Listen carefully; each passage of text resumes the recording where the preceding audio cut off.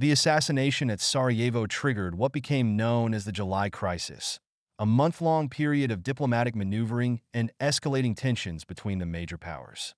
Austria-Hungary, with the backing of Germany, saw the assassination as an opportunity to crush Serbian nationalism once and for all.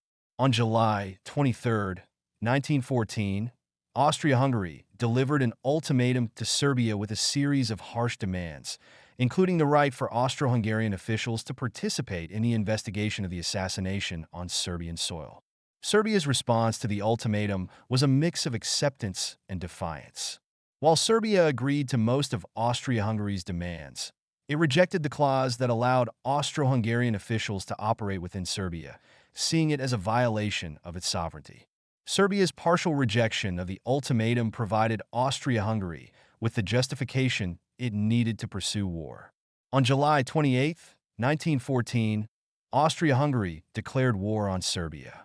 The July Crisis was further complicated by the involvement of other powers, particularly Russia, which saw itself as the protector of Slavic nations like Serbia. Russia began to mobilize its forces in support of Serbia, leading to a chain reaction among the major European powers.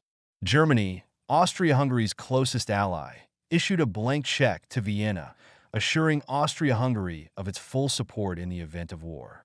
Germany hoped that a swift Austrian victory would localize the conflict to the Balkans and prevent a wider war. Diplomatic efforts to prevent the conflict failed, largely due to miscommunication and mistrust among the powers. Britain, which had initially sought to mediate between Austria-Hungary and Serbia, found itself sidelined. Germany rejected British mediation efforts, viewing them as an attempt to limit its influence and protect Serbia. The failure of diplomacy in July 1914 reflected the deep-seated tensions and rivalries that had been building in Europe for years. Historians offer various interpretations of the July Crisis. Traditionalist historians argue that Austria-Hungary and Germany bear primary responsibility for escalating the crisis by pushing for war against Serbia.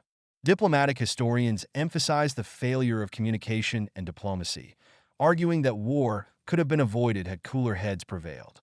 Structuralist historians focus on the broader political and social forces at play, including nationalism, militarism, and alliance obligations, suggesting that the July Crisis was merely the final trigger for a conflict that had become inevitable.